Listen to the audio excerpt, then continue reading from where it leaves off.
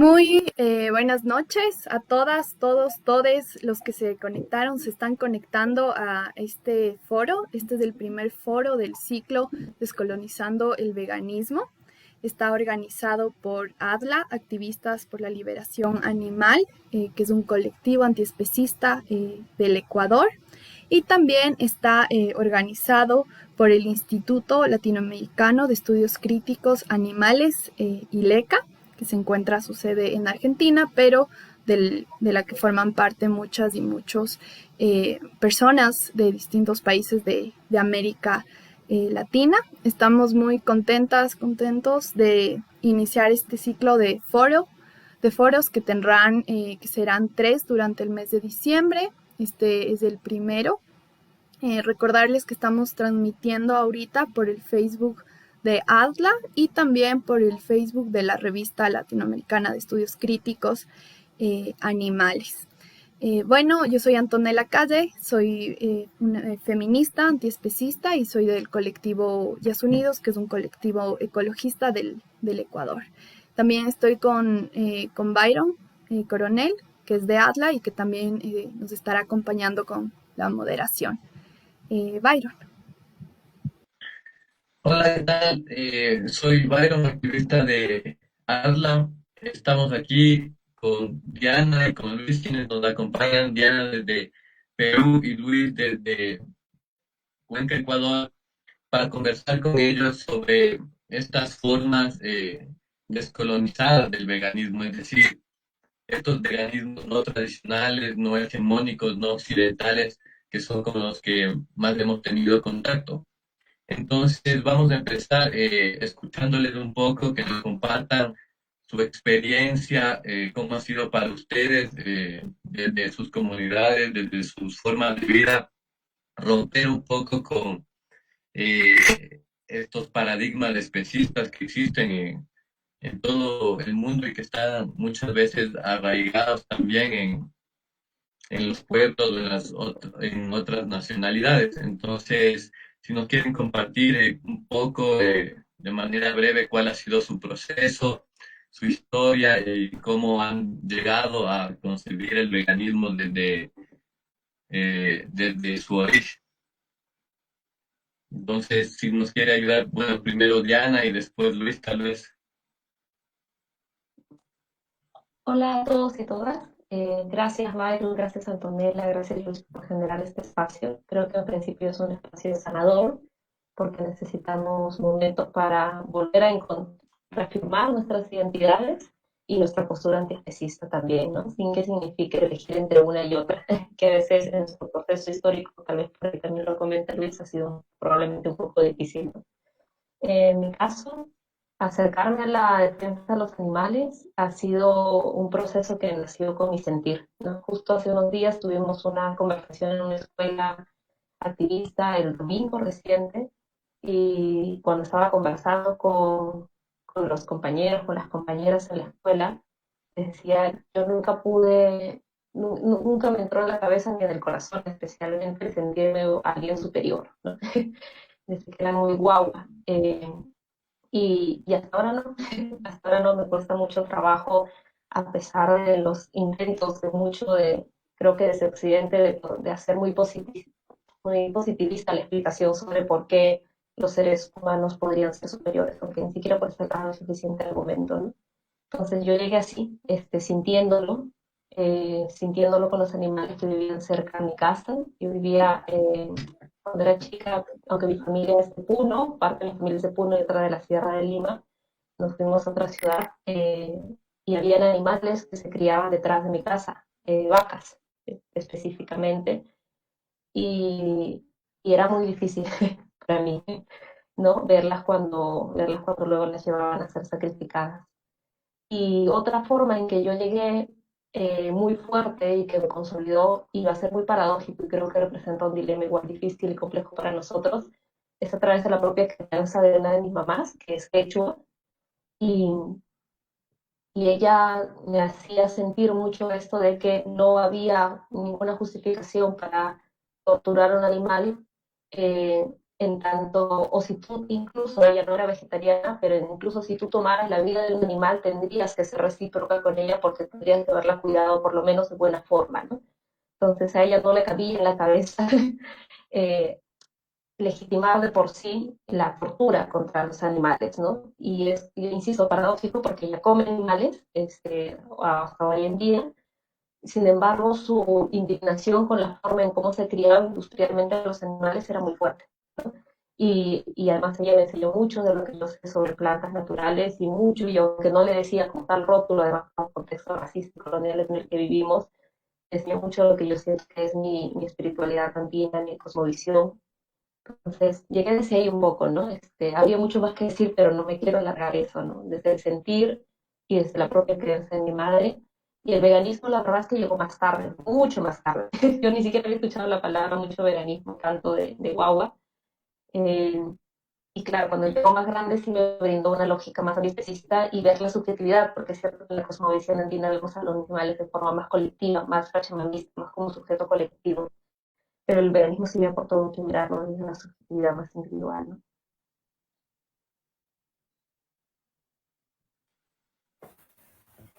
Chévere. Hola, ¿qué Continúa, Luis. tal? Mi nombre es Luis Curillo. Bueno, en mi experiencia, en mi acercamiento hacia la liberación animal, creo que comienza desde niño más.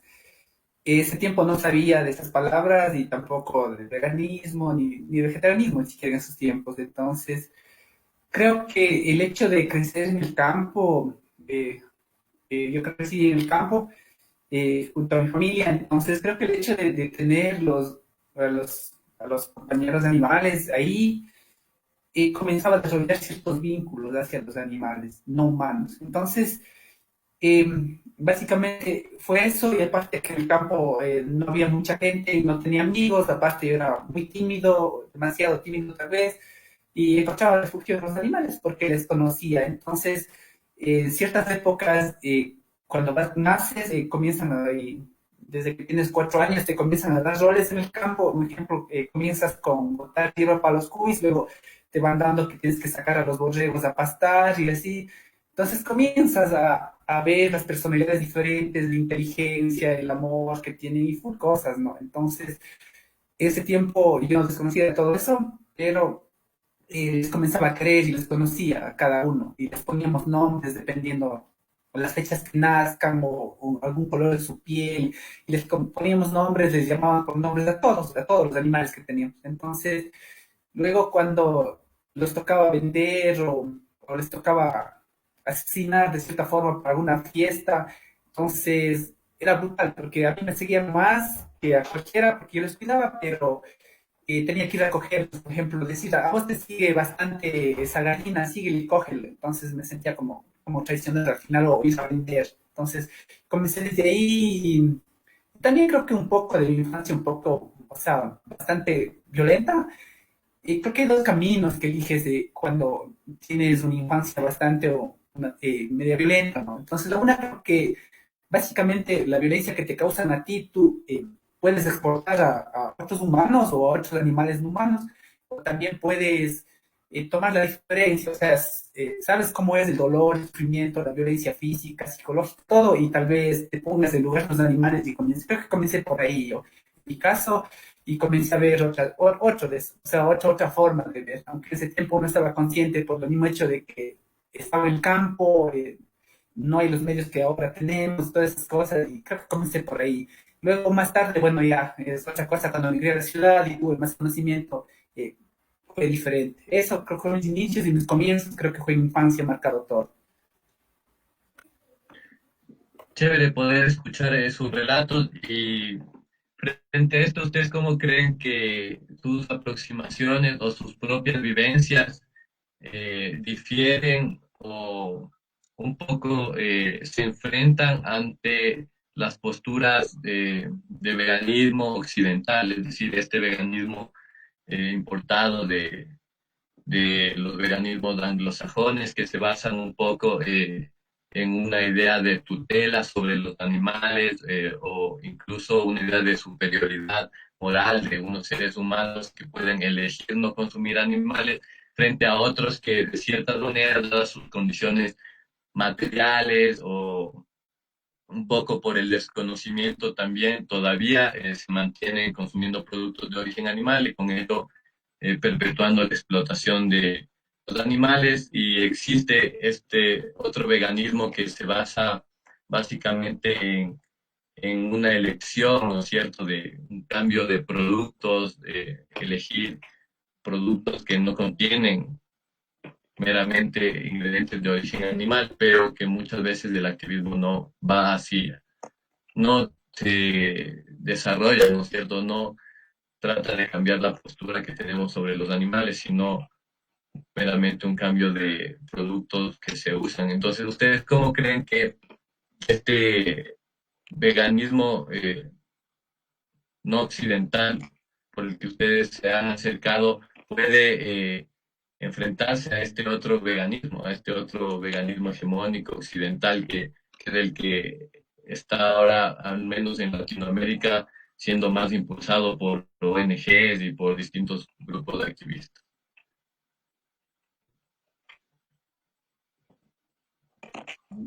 ¿Te gustaría empezar, Luis? ¿Empiezo? Va, empiezo un poquito.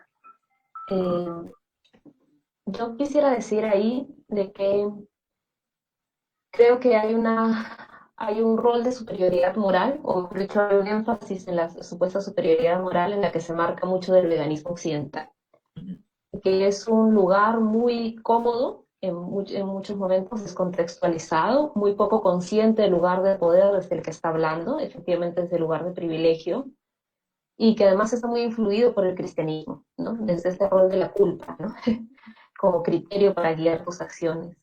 Y a mí me preocupa mucho porque siempre siento que el lugar de la superioridad moral no nos permite construir con empatía y mirar más allá y mirar algo que yo creo que sí tenemos que mirar con sospecha cada vez que hagamos activismo y transformación, desde el feminismo, desde las territorialidades, que es dar por hecho que las categorías bajo las que se ha explicado el mundo tradicionalmente son las que de por sí explican el mundo de la mejor forma, ¿no?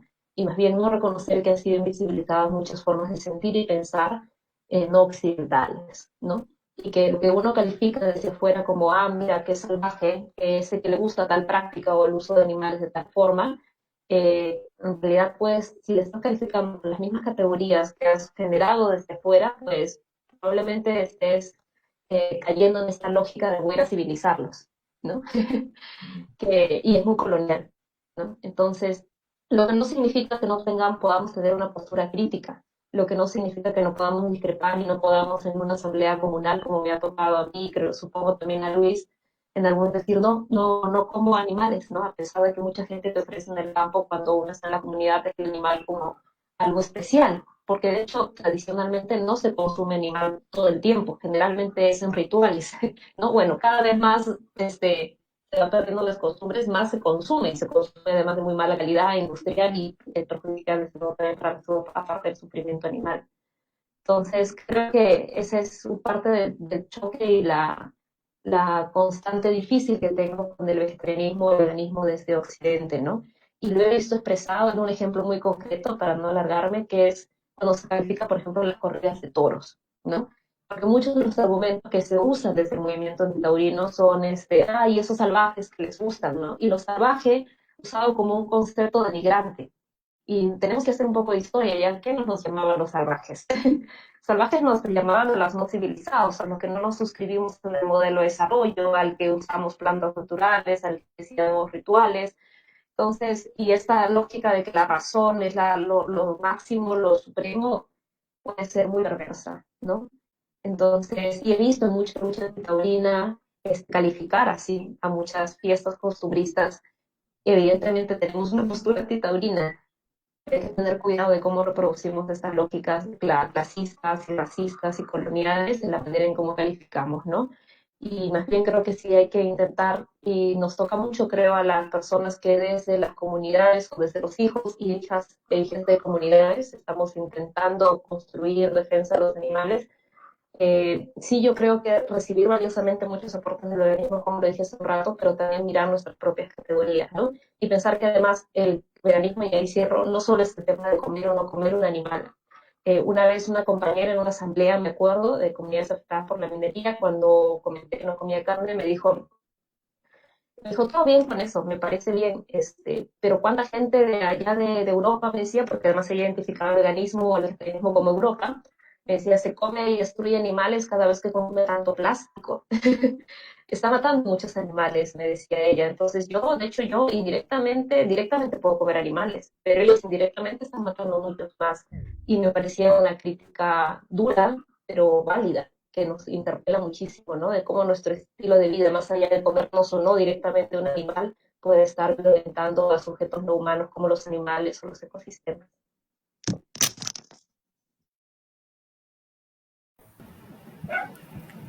Sí, justamente, yo creo que una forma de afrontar el veganismo que viene desde Occidente también es como que tomando en cuenta al proletariado, ¿no? A la clase baja, a la clase baja, porque también es una lucha de clases, aparte, una lucha de especista, obvio, y no típicamente como muchas veces desde arriba, como dice la compañera, desde arriba solo críticas, porque muchas veces desde la comunidad, muchas cosas, por ejemplo, en las comunidades especialmente de Chimboraz y Tungurahua, que son las comunidades más pobres, y también Guaranda, eh, no puedes darte ese lujo, o sea, muchas veces. Y la más parte de veces en estos pueblos, si vamos a la historia de estos pueblos, en realidad, como decía la compañera, no eran carnívoros, ¿no? Entonces yo creo que desde ahí debemos rescatar una lucha, no sé, una lucha desde lo andino, desde nuestros ancestros, de este territorio, de este espacio, ¿no? Porque, como decía la compañera, bueno, las vacas, muchos animales no humanos fueron traídos de España y vinieron con ellos. Y justamente se pierde con la colonización, básicamente todo el sentido de lo que tenían estos pueblos, esta cosmovisión andina de la Pachamama, la reciprocidad con los pueblos y los otros animales.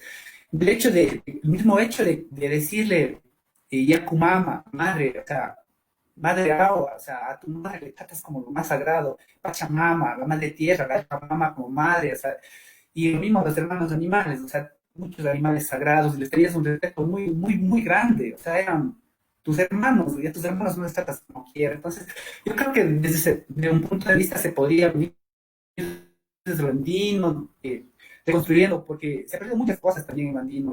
Básicamente muchos pueblos y comunidades también ya estamos colonizados de cierta forma desde Occidente, y ya hemos perdido ese sentir, el sentir con el corazón y el sentir a la tierra, o a veces lo hacemos solo por ritual o por folclore o por algunas cosas diferentes. Básicamente, y también hemos propuesto como el veganismo popular, ya que desde Occidente se promulga básicamente un veganismo eh, que tienes que tener mucho dinero para comprarte las cosas que las mismas grandes transnacionales te van dando. Por ejemplo, comes en McDonald's o consumes otras grandes cadenas de alimentos que te van a dar, no sé, de mayonesa y otras cosas, ¿no? Entonces hemos visto que también es mucho más factible llegar hacia los colectivos como el proletariado, los vendedores ambulantes, los mercados, donde vos puedes comer muy rico y bastante con poco dinero. Entonces, a diferencia de un restaurante vegano que normalmente te va a cobrar $7, $8 por un almuerzo, lo cual, por ejemplo, las clases bajas del proletariado o las construcciones no podrías darse este lujo porque apenas puedes pagar unos $2 por almuerzo. Entonces, creo que tienes que ir por ese punto también. Se podría ir como que armando y, y dejando como que de decir justamente lo que decía, ¿qué es lo salvaje? O sea, un salvaje es, no sé, es los principios de nuestra, y es más, todos debemos tener algo de salvaje. ¿Qué es la civilización? ¿Qué es la civilización de Occidente que nos ha propuesto? Creo que todo lo que estamos viviendo es por culpa de la civilización y luego por el capitalismo y todo esto, pero la civilización nos ha convertido en esto, o sea, en lo que estamos haciendo actualmente con la tierra, los animales, con toda la naturaleza, ¿no? En sí. Entonces creo que desde el punto de vista se podría, desde estos pueblos andinos ancestrales, estar el conocimiento, el amor a la tierra, a los ciclos naturales, que todos somos parte de uno y todo, y ir haciendo otras nuevas formas de conciencia. Como decía, estos pueblos no eran tampoco así como que ahora chuta, carnívoros, ¿no? Entonces, como decías, consumen en ciertos rituales, en ciertas fiestas, en los raims generalmente, y, y tenías muchas más opciones de escoger. Eso. Gracias, Luis. Byron ahorita se desconectó, pero ya ha de regresar. Yo quería un poco plantear y plantearnos esta pregunta en este espacio. Vemos mucho cómo desde los feminismos comunitarios, como lo ha planteado Lorena Capnal y otras compañeras feministas de la Vía Yala, ellas han planteado que ha habido un patriarcado que estaba antes de la colonia, ¿no? Algunas le han llamado un patriarcado de baja intensidad, o sea, que no se puede comparar con el que vivimos ahora, con el que nos atraviesa actualmente, pero que sin duda sí había, ¿no? Y a la par también vemos cómo desde el feminismo comunitario también y desde otras voces también se plantea que no desde el tema cultural se puede seguir justificando la violencia hacia las mujeres, hacia los cuerpos femeninos o feminizados en las comunidades indígenas o en las comunidades de los diferentes pueblos de la Vía Yala. Entonces yo quería preguntarles a ustedes cómo ven esto llevándolo al tema del antiespecismo, ¿no? Sin caer en una cosa colonizadora, ¿no? Sino cómo ir abriendo generando estos puentes y estos diálogos eh, y pensarnos estas diversas explotaciones que atravesamos diferentes cuerpos y que muchas veces han sido justificados, como en el caso de las mujeres, desde el tema cultural. Eso. Tienes la palabra.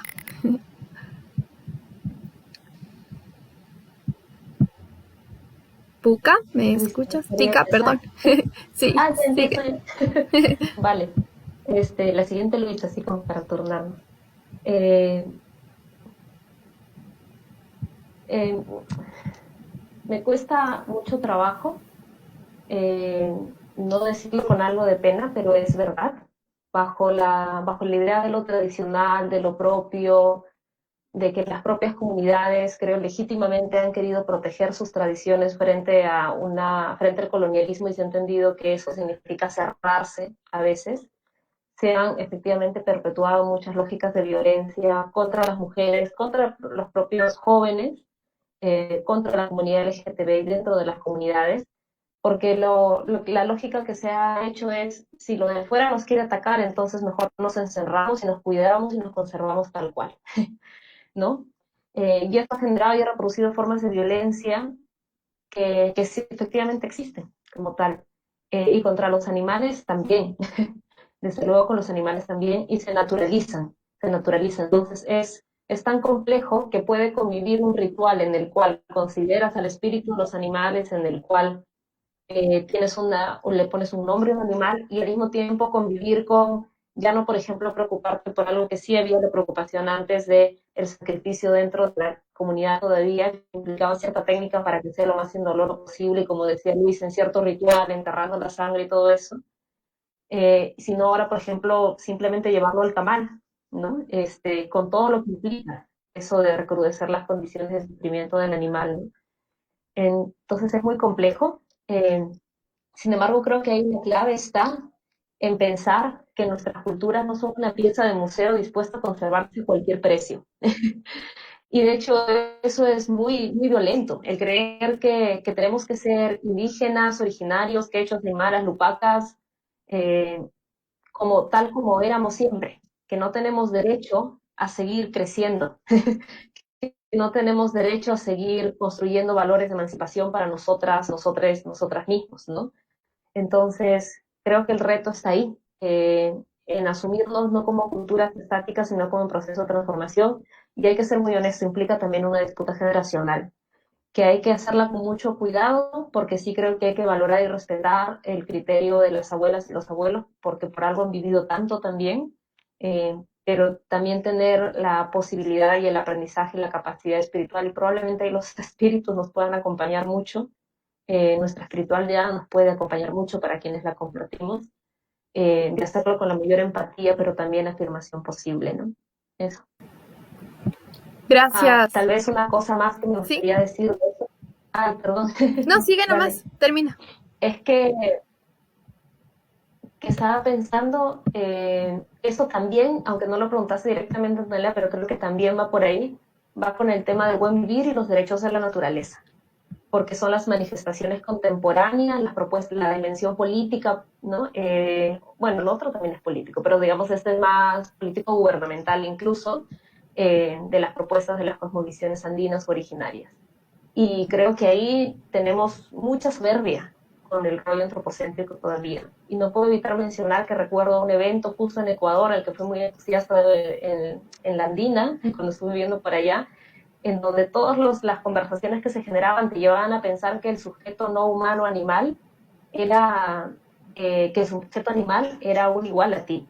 Y me acuerdo que un señor intervino en medio de la asamblea en un propio evento, un congreso sobre los derechos de la naturaleza, muy asustado, dijo, pero todo esto no significa que vamos a ser vegetarianos, ¿verdad?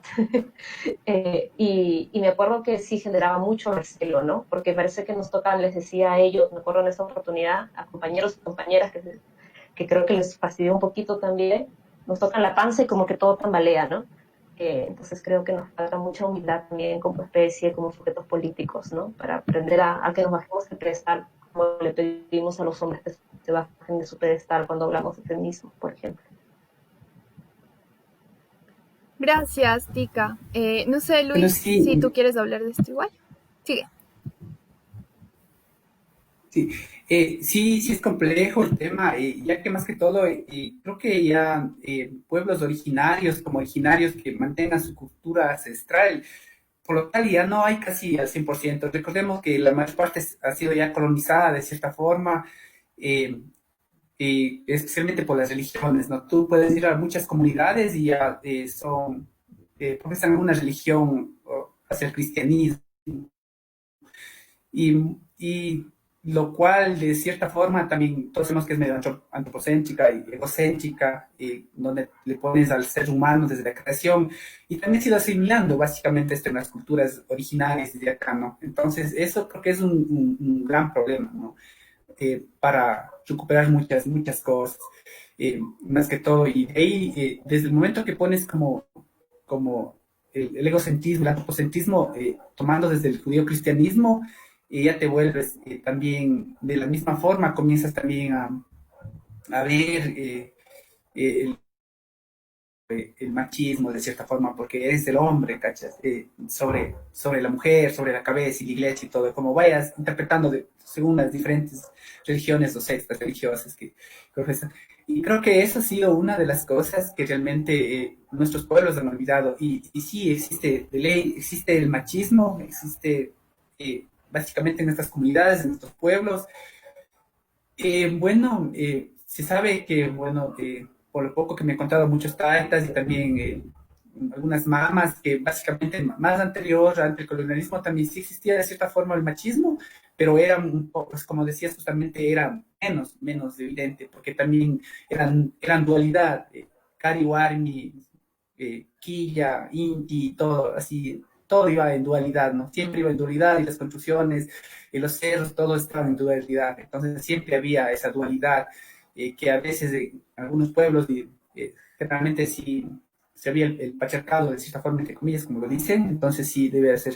Y justamente la cultura, entonces, justamente como decías, la cultura que se ha arraigado a nuestros pueblos en la violencia es cómo van consumiendo los animales. Por ejemplo, una vez leía, no me acuerdo justamente el libro, pero bueno, cómo los españoles cuando trajeron y cómo comenzaron a consumir estos pueblos originarios, por ejemplo, eh, las vísceras de vacas, ¿no?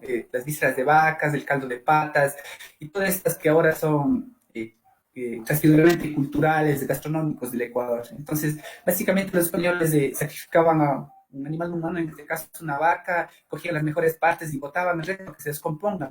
La gente, o sea, nuestros pueblos fueron tan maltratados brutalmente que tenían y se morían de hambre si no tenían que recoger esos restos y lavarlos para alimentarse ellos. Entonces comenzaron a tener estas ciertas formas de alimentarse para sobrevivir y todo. Y luego, claro, pues comenzaron a hacer como que fue culturalmente gastronómico, de dónde nacen todos estos platos, de dónde vienen estos platos. Y sí es muy complejo porque a veces, muchas veces también caemos en chauvinismo de que nuestra cultura es la mejor, es lo máximo, y no, esto no se puede tocar y todas estas cosas. Creo que hay que cuestionar todo y para construir y ir armando algo, ¿no? Entonces, básicamente en las comunidades también el maltrato hacia la mujer es full fuerte y muchas veces callados por las propias comunidades y también como la discriminación a los LGBTI, pero básicamente no les decía, o sea, antes muchos procesos históricos y todo se leía en los libros de que no era así, o sea, que tú cuando eras tenías dos sexos, eras adorado como cierta forma de un dios, porque tenías dos espíritus, y de ahí vienen inclusive de los cerros, de Hariwarmi, que dicen actualmente, porque los cerros de algún tiempo eran caris y luego se hicieron warmis y así, entonces en la cosmovisión andina todo estaba básicamente como que en armonía, no había nada mal. Inclusive algunas Venus que tienen aún se encuentran, como será acá en el Banco Central, en el Museo de Pumapunga en Cuenca, donde tiene pene, falo, y también tienen vagina. Y ya este es de la cultura Valdivia y mucho antes, ¿no? Entonces, no había tanto eso como esa discriminación hacia la mujer o hacia los animales como existe ahora, ¿no?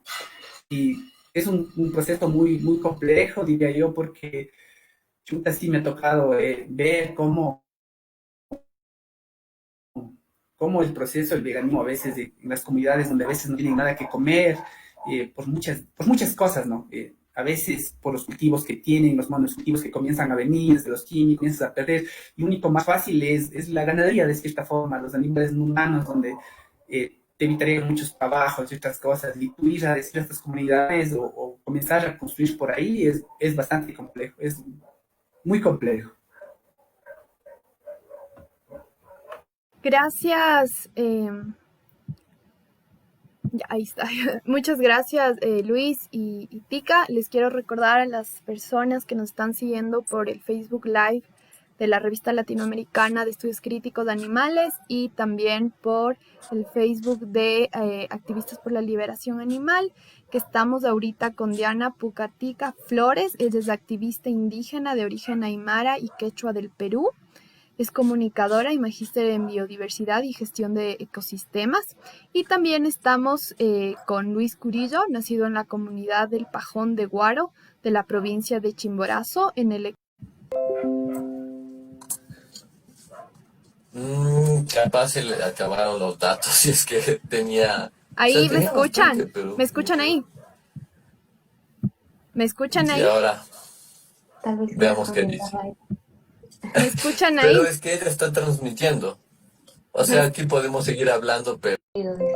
¿Ahí me escuchan? Sí, ahí Ya. volvió.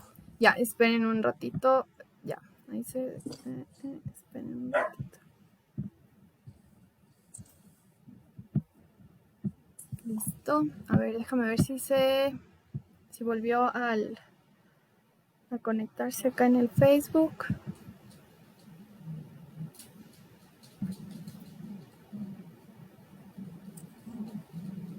Esperemos un ratito.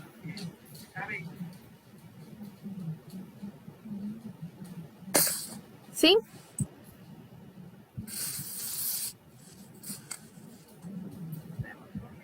Ya, sí, ahí estamos de nuevo en el Facebook Live. Perdón, tuvimos problemas de conexión, pero ya regresamos. Les recuerdo que estamos transmitiendo por el Facebook de la Revista Latinoamericana de Estudios Críticos Animales y también por el Facebook de ADLA. Les decía que estamos hablando con Luis Curillo. Él es nacido en la comunidad del Pajón de Guaro, en Chimborazo, del Ecuador. Él es obrero de la construcción y es militante de espacios anarquistas, ecologista y antiespecista. También estamos con Diana Pucatica Flores, ella es activista indígena de origen aymara y quechua del Perú. Es ecofeminista y animalista y es comunicadora y magíster en biodiversidad y gestión de los ecosistemas. Byron. Yo quería abordar el tema justo porque desde el activismo y desde el desarrollo teórico sobre veganismo, sobre antiespecismo, nosotros tenemos mucho que viene desde Europa y desde Norteamérica y nos centramos en eso y cuando se hace un trabajo activista también nos centramos en las ciudades. Es decir, estamos olvidándonos del campo un poco, de lo rural, y lo único que estamos haciendo un poco es reproducir de una u otra manera estas lógicas de colonización de la modernidad y al traerlas a los países latinoamericanos y centrarnos en las ciudades, que son las zonas más industrializadas, las zonas más modernas, seguimos reproduciendo estos patrones. Entonces, ¿qué creen ustedes o cuál sería la forma para poder un poco salir de estas lógicas y abordar el tema del campo, el tema de lo rural y compartir el antiespecismo, compartir la liberación animal, compartir sobre el veganismo en las comunidades, en los pueblos originarios, en las nacionalidades indígenas? ¿Cómo creen ustedes que son personas cercanas, que pertenecen, que es la forma que se les puede llegar a esas personas, que de una u otra manera se puede interpelar? Y yo creo que, como te decía antes, volviendo a la filosofía andina, de cierta forma, en las comunidades más que todo, recordemos, bueno, yo también estudié agronomía ancestral andina, me gradué también en la carrera de agronomía ancestral andina y tuve la suerte de compartir con algunos taitas y mamas de cómo se siembran, ¿no?, en las comunidades. Entonces, desde ahí, un ejemplo, les comento un poco, justamente en donde tú siembras tu chacra, en primer lugar, pides permiso a la tierra, haces un ritual a la tierra, le das los mejores regalos, una ofrenda a la tierra, los mejores productos del año que cosechas y recoges lo mejor a la tierra, a tu madre, la tierra que te va a alimentar, la que va a sustentar tu alimento. Y luego a las esquinas comienzas a sembrar para las aves, para los roedores como ratas, en este caso, ratoncitos del campo, cuchitas, le decían taita, él le sembraba. Entonces, el rato del proceso del ritual, de la comunidad, de la minga que ibas y sembrabas juntamente y decías, a ver, en el ritual, no, muchas veces a nosotros desde Occidente nos parece tonto, ¿no? Estas cosas que hacen en los pueblos o de cierta forma, decimos, oh, qué loco. Entonces, ese taita sembraba en las esquinas y decían, a ver, pajaritos, piscucunas, esto es para ustedes, esta partecita es para ustedes, esto es para las cuchitas, para las ratitas, para los roedores. Entonces ibas viendo todo en sí, en una sola, entonces comenzabas a ver, un sentir de cierta forma, entonces comenzabas a ver de otra forma, de otra visión, de que no solo importa tú, o sea, solo no importa, ahora la agricultura en este caso es monocultivos, industrialmente, plaguicidas, fungicidas y todos los sidas que existen, para eliminar de cierta forma las plagas, de cómo ibas en una chacra combinando ciertas plantas que atraen insectos, polinizadores, abejas y también que repelen a ciertas, no todas, porque también tienen derecho a alimentarse de cierta forma, pero tampoco que tengan un impacto grande, ¿no? Entonces, desde ahí comienzas a generar una empatía hacia la gente, porque cuando tú hablas dices, pero déjele de esas torcasas, de esos mirlos, o lo que como quieras decirlo, están acabando los cultivos, déjale comer un poquito ese choclo. Dice, no, son plagas de que mata. De ahí vas, yo creo que vas generando conciencia cuando vas compartiendo y vas compartiendo los roles que van cumpliendo estos insectos, de estas otras especies no humanas, polinizando y también tienen derecho a la vida. Y recordemos que estuvieron muchos antes de ellos. Entonces esa convicción siempre estuvo presente en los pueblos originarios, ¿no?, de respeto. Y creo que de esa forma se podría llegar a las comunidades y al campo. Y yo, con mi ejemplo, muchas veces he comenzado como, no he dicho que he cambiado a la gente, pero he comenzado, un ejemplo, a veces había tanto crueldad hacia los perros y gatos, que son los más queridos básicamente ahora por todo el mundo. Bueno, no tanto, pero bueno, o sea, es como que vos dices, estás maltratando un perro y todo el mundo te cae encima, pero si estás maltratando una vaca, asesinando, nadie te dice. No sé, yo comencé por ahí, ¿no? Entonces la gente comenzó a ver el ejemplo y de que rescataba y que les quería y que les ayudaba y en vez de patearlos luego comenzaron a hacer conciencia. Por ahí es el camino también hacia los animales, ¿no? Hacia los otros animales que son discriminados de cierta forma, como ya sabemos, pollos, cerdos y vacas y todo. Entonces yo creo que sería por ahí el trabajo que se debería realizar, más o menos.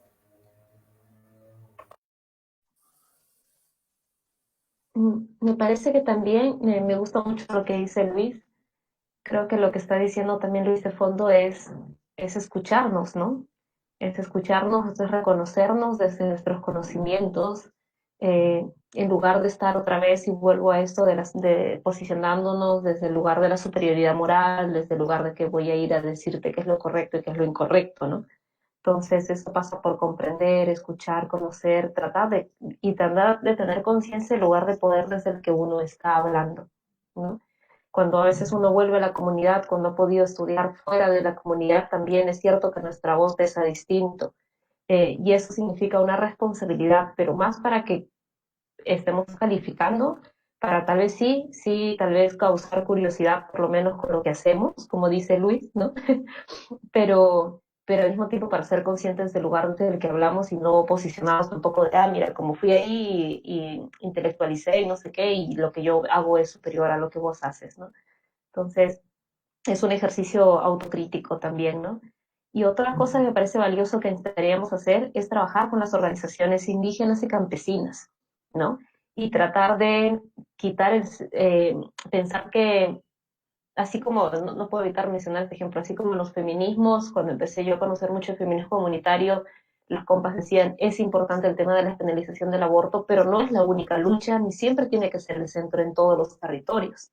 Entonces me decían las compas, nosotros nos preocupa el tema, por ejemplo, de la criminalización de la protesta, el tema de la violencia contra los territorios afectados por la minería, y como feministas es nuestra demanda.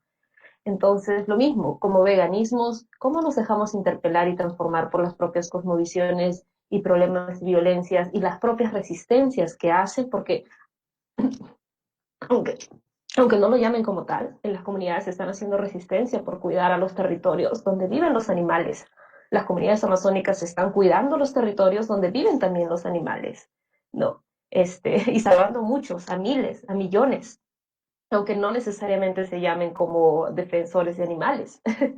Entonces, ¿cómo nos dejamos interpelar y pensamos en construir demandas más interseccionales dentro del propio veganismo? Donde, por ejemplo, posicionamos nuestra postura de no consumir metales pesados, no consumir agua embotellada, o no respaldar actividades mineras en cabeceras de cuencas que están destruyendo los ecosistemas de los animales, los lugares, la vida de animales humanos y no humanos en situación de vulnerabilidad muy alta.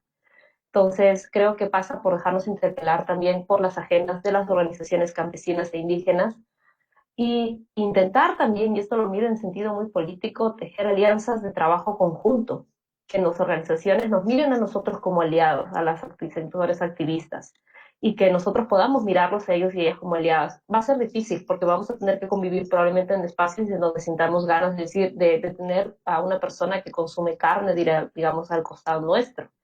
Eh, pero creo que es un proceso de construcción necesario, ¿no? Que sí nos toca hacer. Y una cosa muy específica que me parece que también es interseccional a todas las luchas, pasa por pensar, ya pensando específicamente en el consumo de carne, que no es lo único del veganismo, aunque es importante desde luego, es en reconstruir nuestras prácticas alimenticias y fuentes proteicas alternativas, en donde no necesitamos siempre estar imitando a la comida tradicional con la carne de soya, que es una fuente valiosa que nos sirve para suplir en algunos momentos, en fin, puede ser, pero no es la única, ¿no? Entonces, pensar en nuestras fuentes propias, originarias, proteicas, vegetales, alternativas. Me pregunto cuántas comunidades se sentirían, podrían tener alternativas de ingreso económico concreto para los planes de vida que tengan individuales y colectivos, si es que, por ejemplo, estarían mejor valorizados los granos andinos, ¿no? En lugar de solo atacar per se a la minería campesina, me parece que los otros podrían ofrecer una oportunidad valiosa para por lo menos disminuir el consumo de carne y valorar los conocimientos, ¿no? Y que, insisto, el campo también vea al antiespecismo en ese sentido, al menos como un lugar de respeto, ¿no? Un movimiento que tiene respeto por sus conocimientos, que los interpela, pero que también recupera sus conocimientos. Chévere, gracias. Y para continuar justo con lo último que estabas mencionando, ¿cómo entonces nosotros en las ciudades podríamos desde el campo y desde las comunidades abordar el tema del veganismo, pero ya no desde esta mirada occidental de la que hemos estado hablando, sino justamente recuperando y rescatando muchos de los saberes del campo, de los saberes de las comunidades, en cuanto a la alimentación, en cuanto a las relaciones con los animales, eh, y a ese interactuar, ¿no es cierto?, que existe de la gente del campo, de los pueblos originarios con la naturaleza y que en las ciudades ya hemos perdido. Entonces, ¿cómo nosotros podríamos ver hacia allá y trabajar esto dentro de las ciudades con una postura desde el antiespecismo y desde la liberación animal? Es decir, ¿qué podríamos nosotros aprender de las comunidades para que nuestro activismo y nuestro trabajo dentro de las ciudades pueda romper un poco con ese veganismo hegemónico colonial? Bueno, yo creo que tenemos en realidad mucho que aprender de las comunidades. En primer lugar, partiendo desde la comunidad, o sea, unión y lo que hace una comunidad. Las comunidades generalmente en el campo, generalmente son bastante unidas y generalmente para hacer los trabajos comienzas en primer lugar con las mingas, de construcción de casas, otras mingas, y todo lo haces con una minga, ¿no? Y compartes un alimento, en este caso las pampamesas, y donde puedes comenzar a empatizar los problemas de tal comunidad, y puedes hablar de tal comunidad. Y luego la siembra de la tierra, los alimentos, lo cual en la ciudad, básicamente, no sé, por el mismo hecho de que es una selva de cemento, te encierras en cuatro paredes de cemento y tal vez tienes un televisor o redes sociales y no interactúas ya con la gente de los vecinos, ya no te importa, capaz que solo ves por redes sociales. Y se ha perdido esa conexión, más que todo en las comunidades, ¿no? O sea, la diferencia de las comunidades es que aún a ciertas comunidades lo mantienen. La otra sería la siembra. La siembra, un ejemplo, como decía la compañera, básicamente no necesitas el consumo de carne. Nos han hecho pensar, o sea, básicamente, que nuestros productos andinos, chocho, las ocas de la mano, yoco, que ha sido básicamente dicha que es comida del hongo, del indio, del itayo, discriminado, de las formas que sabemos que son los mejores alimentos que tenemos y los con mejores nutrientes para todo tipo o sea, más todo para tu mentalidad, una salud muy buena, ¿no? En este caso, nosotros justamente visitamos algunas comunidades por Chimborazo, en donde la gente cultivaba el maíz, el frejo, la quinoa, el chocho, y iba a vender a precios irrisorios en el mercado. Inclusive los huevos de gallinas que son del campo, les entregaban en precios muy baratos a las tiendas de la ciudad, vendían a la ciudad, y luego estas mismas comunidades iban y compraban fideos, atún, cosas de galletas, Coca-Cola, y llevaban como buena comida. ¿Por qué? Porque se metió de la cabeza que todo lo nuestro, lo que las comunidades producen, no vale. Cuando y en la ciudad se podría comenzar también a llevar esa unidad, o sea, sé que es complejo, pero comenzar a hacer en los grupos, en los colectivos de esas mingas, trabajar con la gente de las comunidades, con la gente de que viene de allá, los campesinos, los runas de acá y todo, comenzar a trabajar así, y comenzar también a cultivar nuestro propio alimento, porque muchas veces dependemos también de comprar, ¿no? Comprar y no producir nada. También comenzar a hacer esto, a hacer comunidad entre nosotros, comenzar a hacer huertos urbanos, comenzar a hacer mingas, comenzar a llevar estos conocimientos hacia la gente. Ya hemos perdido mucho de eso. Yo creo que se podría construir por ahí, ¿no? A las ciudades. Esa sería una, y como decía la compañera, sin olvidar todas las luchas, porque todas las luchas están interconectadas. Y juzgar a una persona que tiene 7, 8 hijos y que no tiene que darles de comer porque alimenta una gallina o porque está preocupada en la lucha contra la minería que le van a botar de sus tierras y el agua no puede beber y esas cosas, ¿no? Entonces creo que tomando en cuenta todas esas luchas y a veces, bueno, como también viendo desde el otro, poniéndose desde el otro, ¿por qué el otro? ¿Por qué el otro no es así como vos quieres? Males explotadores, un malo, ¿no? Entonces, justamente esos sentires, esos conversares, esos pares que vas a tener en la ciudad, y básicamente haciendo el campo y la ciudad uniendo, yo creo que es la única forma que podríamos también en la ciudad llevar de cierta forma a estas selvas de cemento. Y ya se está perdiendo para mala suerte. Eso. Creo, Byron, también que podríamos pensar que la ciudad y el campo no están tan diferentes, que la gente de la ciudad y el campo no necesariamente son parte de dos historias distintas o son como dos cosas separadas, ¿no? En realidad mucha gente que vivimos en la ciudad tenemos chacra en el campo, ¿no? Bueno, chacra se le dice a la parcela, digamos, al terreno de cultivo, ¿no? Y en muchos casos está abandonado. Yo no sé si habrá pasado lo mismo en Ecuador, pero aquí en Perú ha ocurrido un fenómeno muy curioso por el cual mucha gente de la ciudad, cuando les botaron del trabajo por la pandemia y no pudieron pagar sus alquileres, se regresaron al campo. Y en realidad se dieron cuenta que el campo les podía dar en momentos críticos donde nos falla todo, el campo les podía dar lo básico, comida, ¿no? Comida, tranquilidad, acogerles. Y la misma comunidad podía acogerles. De hecho, ha habido también conflictos, ha sido difícil, pero seguía siendo su comunidad. Entonces, en realidad, no es, tal vez habría que pensar dentro de la ciudad, primero resituar nuestras identidades recuperando cuán de campo somos, a pesar de vivir en la ciudad en muchos casos, ¿no? Y cuánto podríamos fortalecer nuestro lazo en la comunidad. Tal vez si es que algunos no sienten, no quieren, no lo eligen, que también es legítimo vivir en el campo y tener vida de campo, que está bien, pero sí asumir una responsabilidad con el terreno que tienen en el campo, ¿no? Asumir una responsabilidad con la comunidad que tienen, porque igual tienen un lugar de voto probablemente en la asamblea, tienen una responsabilidad porque esa comunidad probablemente también tenga alguna concesión minera o algo, ¿no? O algún proyecto de infraestructura vial que vaya a perjudicar. Entonces, eso, empezar a mirarnos más como juntos, ¿no? En eso y mirar que la separación no es tan clara. Y otro lugar que me parece valioso también desde la ciudad es lo que mencionaba, y yo lo mencionaba hace un ratito, es el apoyar las demandas del campo en la ciudad, porque el poder político y gubernamental está concentrado en la ciudad.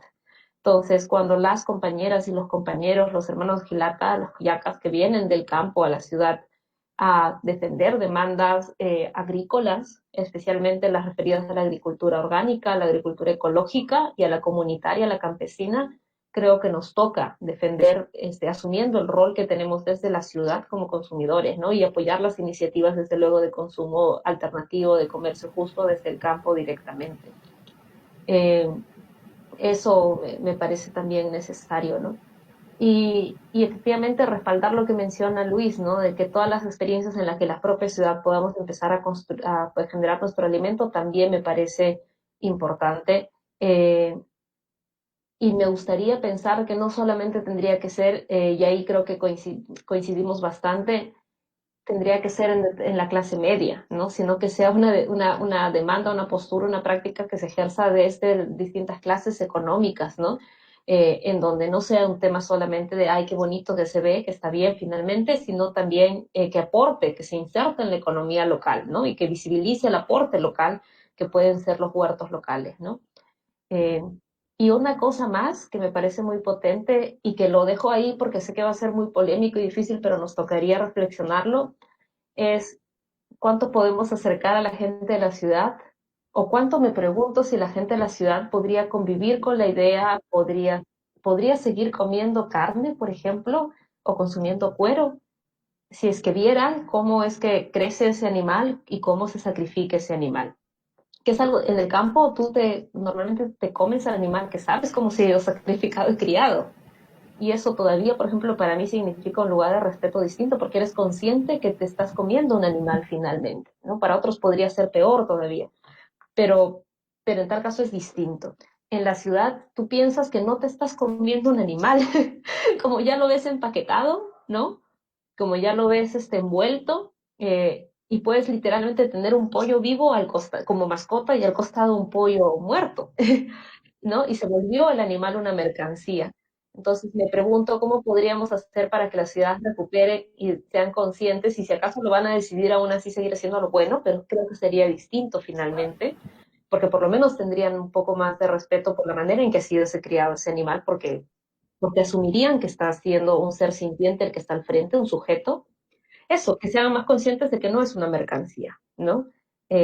No sé, lo dejo como pregunta, pero me parece que eso sí nos interpela mucho el campo, ¿no? El consumo de animales parte de un lugar distinto. Muchas gracias, David y Tika. Lastimosamente ya estamos con el tiempo que, que ya se termina. Creo que quedan todavía como algunas preguntas por hacer y reflexiones que salen, que nacen desde lo que ustedes mismos han planteado. Pero ahorita quería como leer un poco lo que han puesto en el Facebook, en las redes sociales. Entonces, Jessica Paola Melo dice: gracias por esta discusión tan importante. Quisiera preguntar cómo conciliar las prácticas ancestrales en las que se consumen animales con un veganismo decolonial, que tal vez un poco ya se habló de esto, pero si desean podrían volverlo a plantear rápidamente. También dice: también me gustaría saber qué mirada se tiene cuando se consumen animales que están en condición vulnerable. También Susana Cruz nos dice: excelentes ponencias. Tomás Prieto Tomás Prieto de Lima nos dice: qué lindo, muchas gracias por este espacio. Yo sé que no todo pasa por la literatura escrita, pero hay algunos textos o materiales que nos puedan recomendar. Y eso, entonces tal vez si quieren como responder a estas dos preguntas planteadas, Tika, Luis, y decir tal vez igual unas palabras finales para ya ir cerrando.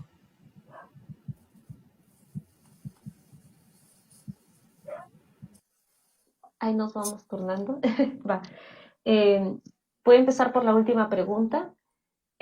Sí, hay que pensar que muchos de los conocimientos de las comunidades indígenas y originarias no necesariamente han pasado por la palabra escrita, y que mucho de este conocimiento es relacional y no necesariamente es tan solo racional o académico estrictamente hablando, ¿no? También hay, pero no es el único. Entonces, creo que una buena forma de aproximarnos a estos conocimientos y reconstruir es estar en comunidad, estar cerca a las propuestas y posturas de las organizaciones indígenas y de las organizaciones de jóvenes, que también desde la ciudad reconstruimos nuestras identidades, ¿no?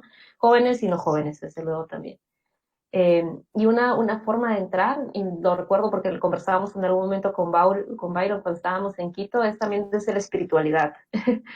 que, que yo sé que también puede ser muy represiva en algunos momentos y hay que tener cuidado con eso, pero también puede ser muy emancipadora, ¿no? Entonces, una forma de ver ciertos conocimientos que no pasan por el intelecto es acercarnos a algunos rituales o prácticas amazónicas e indígenas andinas distintas, ¿no? Donde la piel te comunica y no solamente la cabeza, ¿no? Eh, pero también podríamos revisar algunas cosas, ¿no? A mí me gusta, incluso para criticarlo, porque termina de una manera muy polémica ese texto, pero es interesante porque nos permite dialogar con una postura que han asumido muchos teóricos de derechos de la naturaleza o ecologistas, y también interpelar. Es el texto de Zaffaroni sobre me parece que se llama La Pachamama y el humano, ¿no? Seguro lo encuentran en internet. Es interesante, como digo, para interpelarnos. También hay un artículo interesante de Restrepo en Ecuador, que yo lo encontré estando por allá justamente para el marco teórico de la tesis de la maestría, que habla sobre la incompatibilidad de la explotación de la industria alimentaria con respecto al buen vivir en el caso de Ecuador, como propuesta supuestamente político y más ideal de horizonte político. Eso. Y sobre la compatibilidad con el veganismo, bueno, antes de eso, también podríamos revisar, me parece, varias transcripciones de asambleas de organizaciones indígenas, ¿no? Tal vez podemos poner por ahí el correo electrónico de Luis mío y por decir algo específico que los compañeros, compañeras que están escuchando quieran consultar, ahí les sugiero más en específico algunas cosas, ¿no? Eh, bueno, y volviendo a lo de la compatibilidad, pues creo que va por mucha humildad, pero también mucha capacidad de discrepar con empatía, que suena muy floro porque suena muy difícil, pero pues nos toca construir ese camino, ¿no? Y creo que sí, una buena pista son los granos andinos y los consumos alternativos, que así como datito, ¿no? Cuando yo andaba en comunidad y pedía que no me sirvan carne, y a veces tenía temor que eso se mire como ofensa, porque alguna gente se niega a comer carne no porque sea vegetariana, sino porque es como, ay, ¿cómo voy a comer esta comida de indios, como decía Luis, ¿no? En mi caso no era ese, ¿no? Porque cuando me refiero cuando regresaba a la comunidad o cuando iba a la fiesta de otra comunidad, de un familiar en otra comunidad y no me conocían necesariamente, pero cuando se daban cuenta que yo como quinoa, kiwicha, cañigua, chuño, tunta, eh, más bien se valoraba distinto, ¿no? Entonces, si hay algo que es todavía más propio nuestro que la propia carne, es nuestros granos andinos, ¿no es cierto? Entonces, creo que ese también es simbólicamente un lugar de contacto, de respeto y de cariño y de propio autocuidado porque nos hace súper bien al cuerpo, bien, ¿no? Y además le hace muy bien a la tierrita.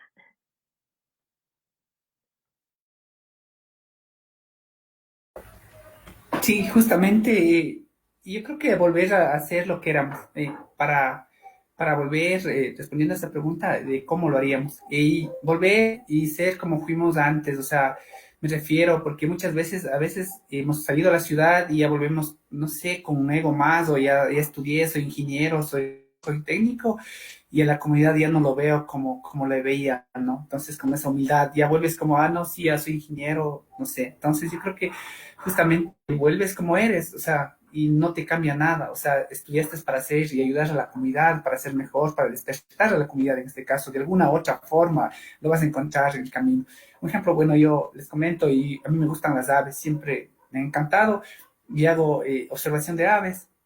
Entonces, en las comunidades donde yo me he ido, es fácil, bueno, por las aves porque son hermosas y todo el mundo quiere las aves, no es lo mismo con los otros conceptos, ¿no? Entonces tú vuelves y la gente dice, comienza cuando tú vuelves ya de la ciudad y ahora él me aceptará un platito de papas con cáscara, unas habas cocinadas, un tazno, un tostado, ya te comienzan a tener como ese como es, pero no, tú no tienes, o sea, cuando tú llegas y no tienes problemas en consumir lo que tenías, lo que siempre fue tuyo, lo que viviste en tu infancia, tus chichas, tus papas, tus mellocos, tus ocas, de comer tierra con la mano. O sea, no tienes ese problema. Bueno, a mí me ha pasado en mis casos un poco diferente, porque en las comunidades que he ido la gente no tiene que comer, o sea, te ofrecen unas papas, unos frijoles, unos maíces, unos motes ricos, pero cuando llega la gente extraña de la ciudad, y lo van a sacrificar una gallina, un ejemplo, y lo van a ver, si es que yo no acepto con una forma de faltarle respeto, porque eso era lo que ellos tenían como algo para una fiesta especial, y tú llegas y dices, este no come, no de comer cualquier cosita, no es humilde, le matas a esa gallina, y tú le rechazas como diciendo, no, muchísimas gracias, no quiero, chuta, es como, oiga, maté mi mejor gallina para usted, o sea, chuta, y es así como que ya ahora. Entonces, creo que de esas formas tú vas construyendo con su inmunidad. O sea, yo en mi caso no tengo un problema con sentarme en el campo, con lo que me ofrezcan a comer, consumir, dormir en la tierra, en el suelo, trabajar la tierra en sí, no tengo ningún problema. Entonces, eso como que te van viendo, la gente dice, no, démosle nada más, y comienzan de cierta forma a acercarse. Porque si tú llegas de una forma agresiva, no, ustedes comen animales, son salvajes, la gente activa, como que no, o sea, no te van peor ni escuchar a recibir, la próxima te van a mandar pateando. Entonces yo creo que esa es una forma y comienza a concientizar, ¿no?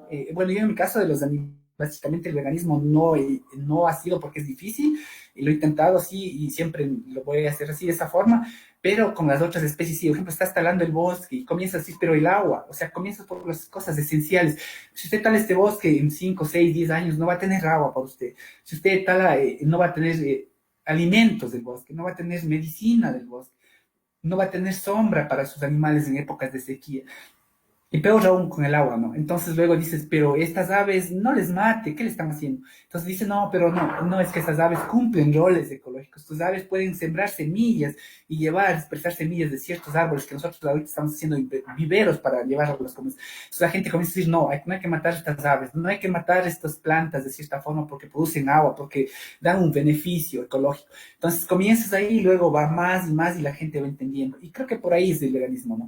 Llegando justamente con la humildad que eres, o sea, con lo que eres, o sea, básicamente, porque yo creo que cuando comencé también comencé como criticando, o sea, diciendo, no, ustedes comen carne y bla, bla. Entonces, no, en ese sentido, no, creo que es más la comunicación que tienes. Muchas veces te preguntan, ¿por qué comes carne? Y comienzas la explicación de muchas lógicas, porque comes carne, como decía la compañera, no es básicamente solo la lucha por los animales, sino es una lucha más, o sea, ese sería solo un pilar de la lucha, el veganismo, porque es una lucha más compleja. Ese sería en todo caso más o menos lo que desde mi sentir y pensar, desde mis experiencias que he vivido, sería eso, ¿no? Entonces también en los obreros, básicamente porque lo que les dan comer es eso, o sea, carne y carne todos los días, te ofrecen pollo, carne y, y pescado, básicamente. Y el resto no te ofrecen las otras comidas nutritivas que deberían darte. Quinoa, chochos y todas esas cosas, porque no, esas comidas son cierta forma denigradas desde hace antes. Un ejemplo ponía yo justamente en las construcciones donde la gente antes comía pan con guineo, ¿no? Que es bastante saludable. Entonces a las 10 decían, vayan a comprar el pan con guineo. Y cuando yo entré al colegio y no tenía para comer en el colegio, y decía, y me iba al bar y pedía un pan con guineo, y la gente decía, eres albacho, pero no te decían por una forma de que eres albañil y de construcción y que construyes nada, sino por una forma de desprecio. O sea, eres un albacho, estás tragando pan con guineo, ay, así que asco, que cholo, lo que quieras decir. Y entonces la gente, por no caer en eso, luego comenzó a comprar cola, o sea, porque soy albacho y puta es como discriminado, digo, como campesino también, entonces tomaré cola, que es más como renombre, no, ahora sí tomemos cola, entonces vas de ese punto, como que colonizándote, entonces también tenemos que ir descolonizando, porque en vez de comernos esa cola, nos tomamos una chicha de quinoa, unas papas, no sé, entonces sería comenzar a trabajar así y acercarse y llegar con humildad que siempre ha sido ahí y sentarte con la comunidad y dialogar y luego van a ver y compartir tus experiencias, tu conocimiento que pudiste acceder gracias a a tus posibilidades que tuviste y llevar a la comunidad a construir y producir. Justamente apoyar, comprando a las comunidades, porque la gente produce papas, es un trabajo duro, porque trabajar la tierra no es fácil, te salen callos, estás en el sol de todo el día, tienes que regar, te caen lanchas, te caen heladas, te caen muchas cosas y de cierta forma algunas plagas, entre comillas, y después de 6, 8, 9 meses sacas esa producción queriendo ganarte algo y alguien te venga y te pague $1.50 por quintal, que no te cubría ni siquiera un día de trabajo que tuviste, $1.50. ¿Qué hace la gente? Dice, no, a mí la agricultura no me da para nada, o sea, hasta aquí no es checho, es regalo. Mientras acá en la ciudad nunca te van a bajar el precio. Entonces sería comprar directamente a ellos. Entonces la gente dice, no, la agricultura yo he perdido este año, ahí tengo pudriéndose 50, 60 quintales de papas, de maíz, de habas, lo que sea, me voy a dedicar a la ganadería. O sea, esto va a ser pochero y comienza la ganadería y las consecuencias que ya sabemos. Eso sería de mi parte, ¿no? Gracias, Luis. Les cuento que justo ahorita llegaron como bastantes preguntas a los Facebook de Adla y de la revista. Lastimosamente ya nos pasamos incluso del tiempo, pero bueno, espero que en otro momento podamos profundizar más e ir también respondiendo a estas preguntas que surgieron a último momento. También hacían una pregunta por ahí, decían como en dónde se pueden leer textos sobre el tema. Bueno, primero invitarles a leer los números de la revista de estudios críticos de animales, por el que estamos transmitiendo uno de los Facebook, invitarles a que entren en su página web. Ellos tienen varios números que han sacado a lo largo de estos años, en donde tienen bastantes temas planteados al tema antiespecista, feminista, con el tema antiespecista, también el tema de colonial y otros temas. Entonces les invitamos a leer la revista. También recién este año sacamos un libro junto a Juan José Ponce sobre animalismos desde el sur, se llama así el libro, en donde somos editores, pero donde hay como aportes de diferentes personas que hacen una lectura desde diferentes ámbitos de los animalismos, entonces está como interesante. Igual si lo quieren ver, está en digital ahora, en la librería Avia Yala, lo pueden ver ahí, comprar en digital. Lastimosamente todavía no lo tenemos en impreso ni en versión libre, ojalá pronto, y eso te quería invitarles igual de paso. Eso de mi parte, Byron.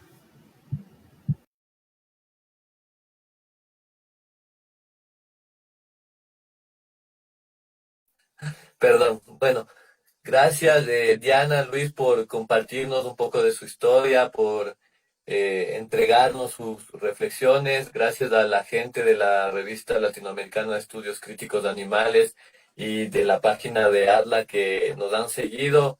Esperamos que este conversatorio haya planteado algunas reflexiones interesantes para cuestionar primero nuestra práctica a nivel personal y nuestras formas de vida, y en segundo lugar la forma en la que nos estamos organizando y la forma en la que estamos hablando de veganismo y de antiespecismo, para poder cuestionarnos cómo estamos realizando estas prácticas. Entonces, eso ha sido todo y esperamos que nos sigan con este conversatorio que continúa la próxima semana, el miércoles 16, a las 5 de la tarde, hora de Ecuador, 7 de la noche, hora de Argentina. Vamos a estar con Andrea Alejandro Drejane, escritor, performer y butoca de Guayaquil, que nos va a acompañar con este que sería el segundo ciclo del conversatorio Descolonizando el Veganismo. Entonces esperemos que nos acompañen en esta transmisión y nos vemos.